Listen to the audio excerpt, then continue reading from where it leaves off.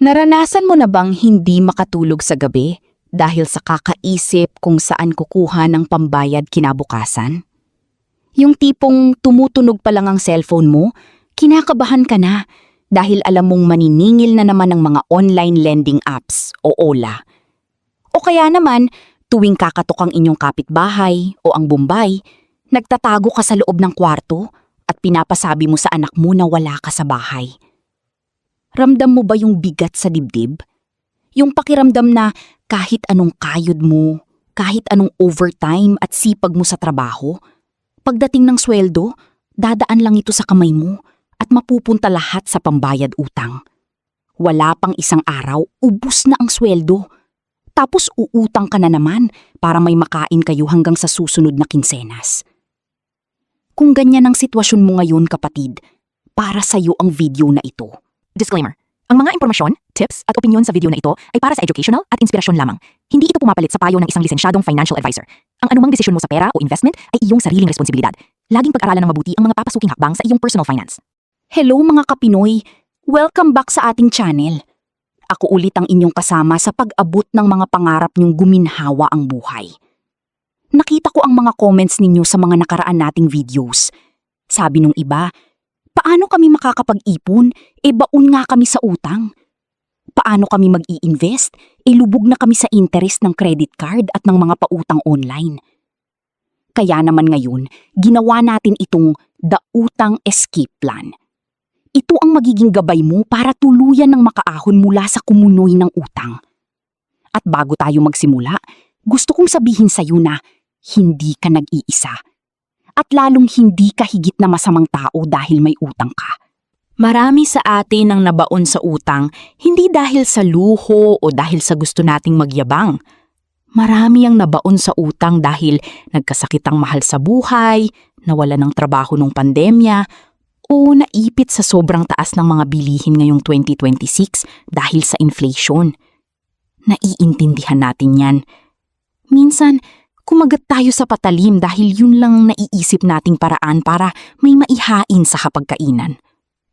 Pero hindi ibig sabihin na dahil nandyan ka na sa sitwasyon na yan ay habang buhay ka nang magiging alipin ng utang. May paraan para makawala. Hindi ito magiging madali. Hindi ito parang magic na bukas ay tapos na agad. Kailangan nito ng matinding disiplina, sakripisyo at tapang. Kung handa ka ng bawiin ang peace of mind mo, kung handa ka ng matulog ng mahimbing sa gabi nang walang inaalala, kumuha ka ng papel at ballpen at isulat mo ang 5 hakbang na ito na babaguho sa buhay mo. Ang unang hakbang sa pagresolba ng kahit anong problema ay ang pagtanggap na may problema. Kaya ang step number 1 natin ay tinatawag nating harapin ang halimaw.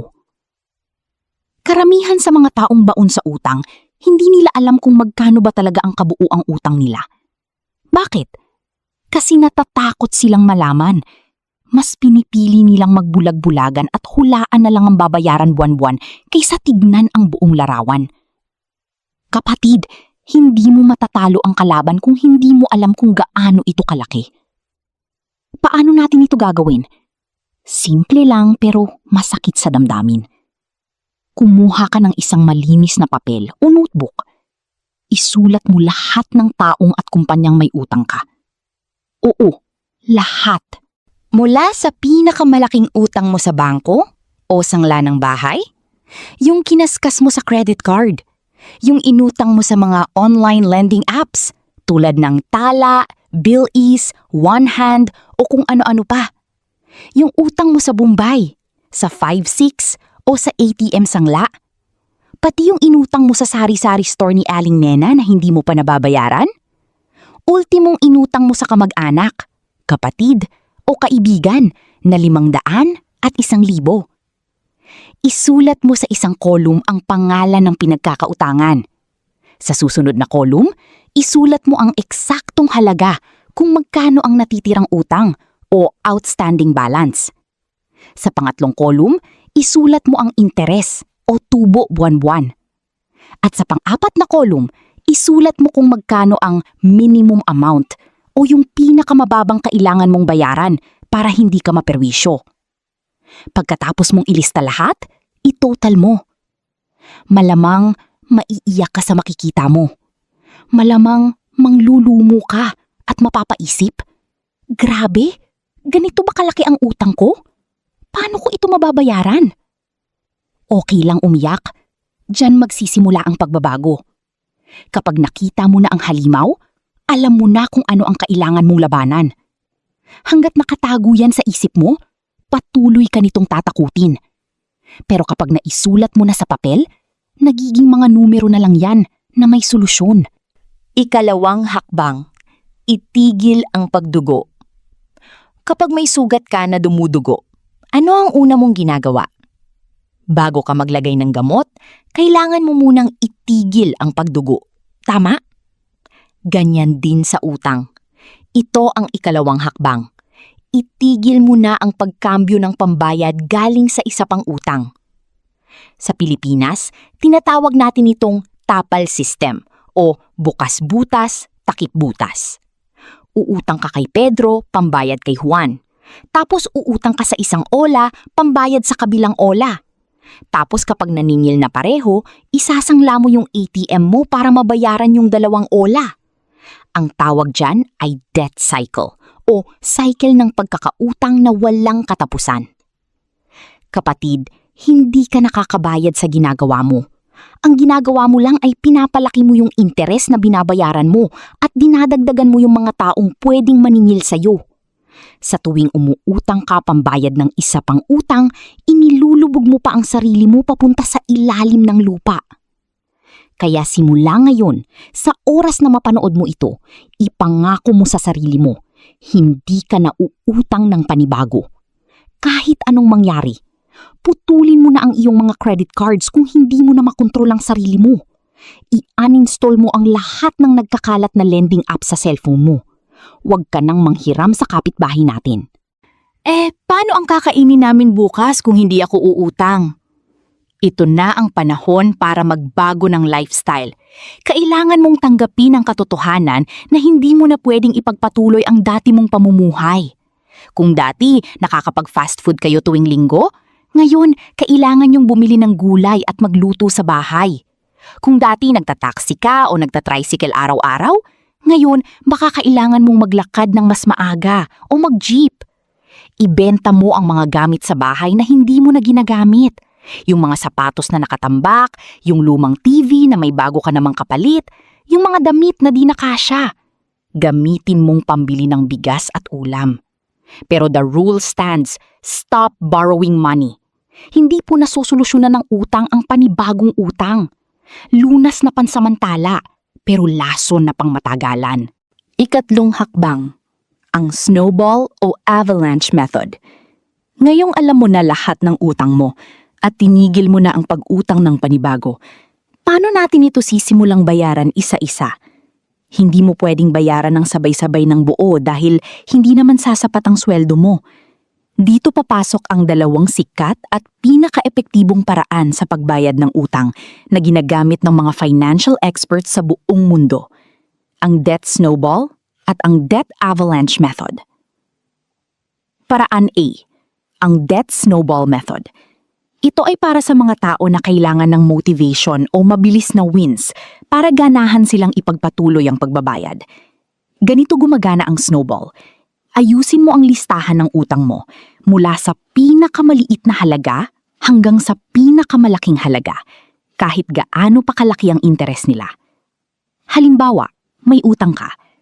500 pesos sa sari-sari store, 2,000 pesos sa kaibigan, 15,000 pesos sa credit card, 50,000 pesos sa personal loan sa bangko.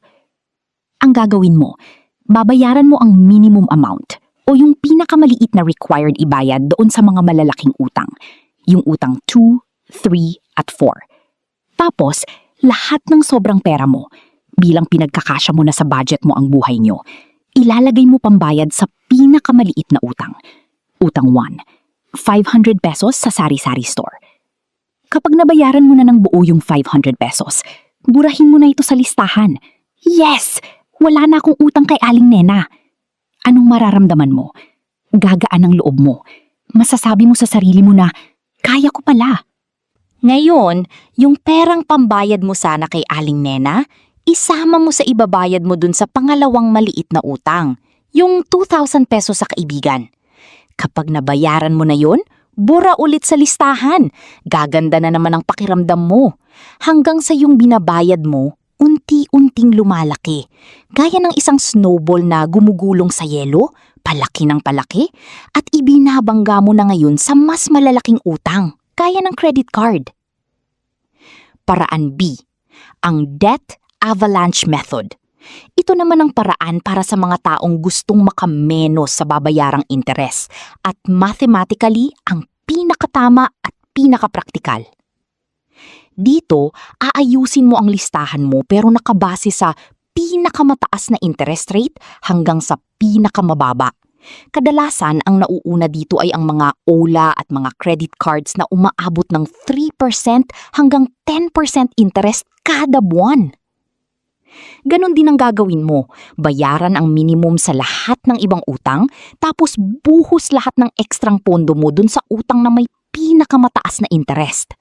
Kapag napatay mo na yung halimaw na nangangain ng pinakamalaking interes, laking luwag sa budget mo dahil mas kaunti na lang ang nasasayang mong pera sa tubo.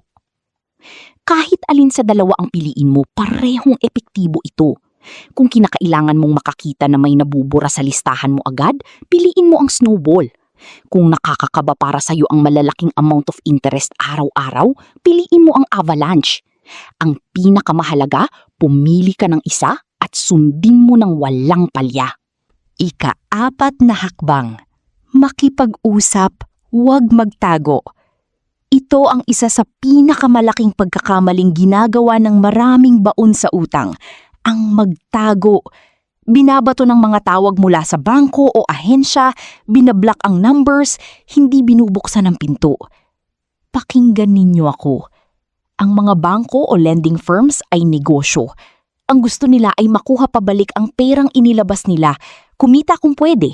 Pero higit sa lahat, gusto nilang bawiin ang puhunan nila kaysa tuluyang mawala yun kapag nagtago ka na ng tuluyan.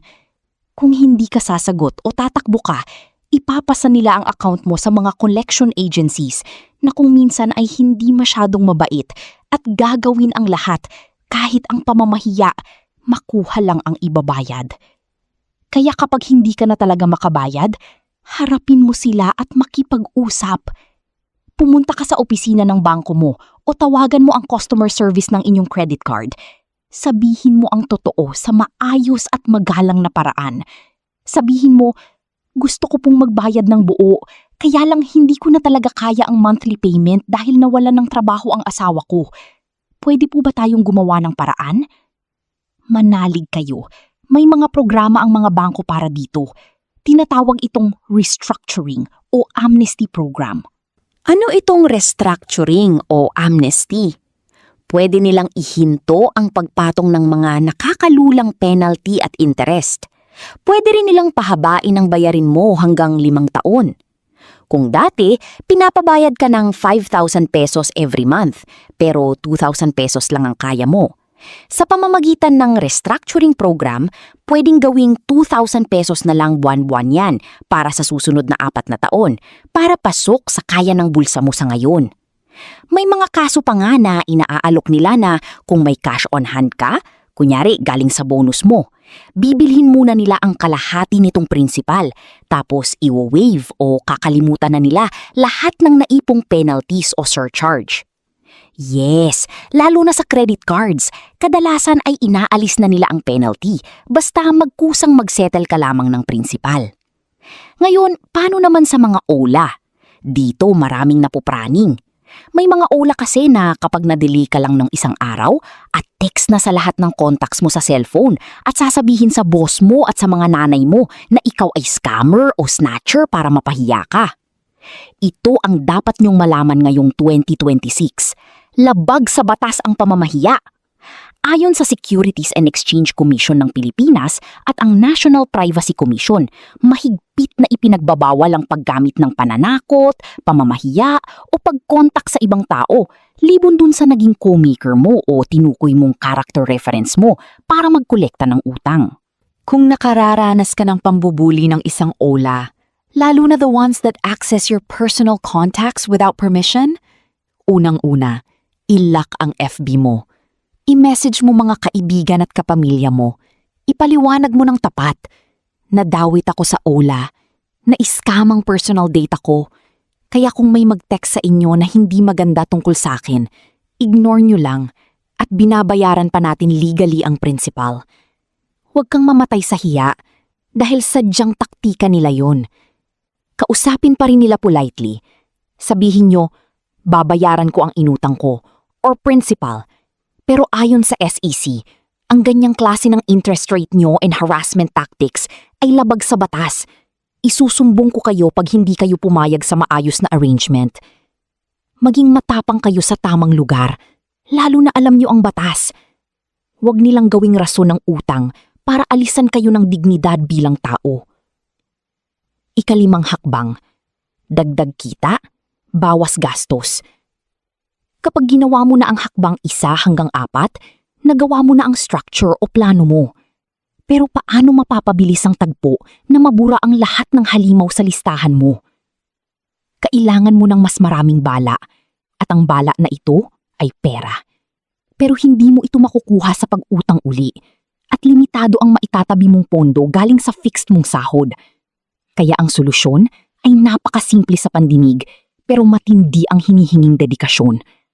Dagdagan ng income na pumapasok at bawasan ng radikal ang perang lumalabas hanggang sa makalaya ka. Ituring mo ang sitwasyon mo ngayon bilang isang financial emergency. Kapag may emergency po, itigil na ang pagbili ng kape sa Starbucks o sa mamahaling cafe na tig 150 pesos. Mag 3-in-1 ka muna, kundi man mainit na tubig and kape powder. Walang mamamatay sa pagtitimpla ng kape. Itigil na ang pa-food panda araw-araw. Paglutuan nyo ang pamilya nyo. Itigil na muna ang pagkuha ng hulugang cellphone kung gumagana pa naman ang screen na nabasag mo dati. At kung nakakatawag pa naman at nakakapag-text at nakakabrowse sa net. Kailangan mong tanggalin ang lahat ng luho kahit gaano pa ito kasimple dahil nasa emergency ka.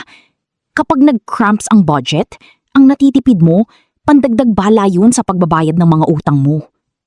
Pangalawa, extra income. Kapatid, tapos na ang oras ng tambay-tambay pag weekend o pagkatapos ng 5 p.m. Kung baon ka pa sa kamalasan ng interest rates, kailangan mo pagpawisan ng kalayaan mo.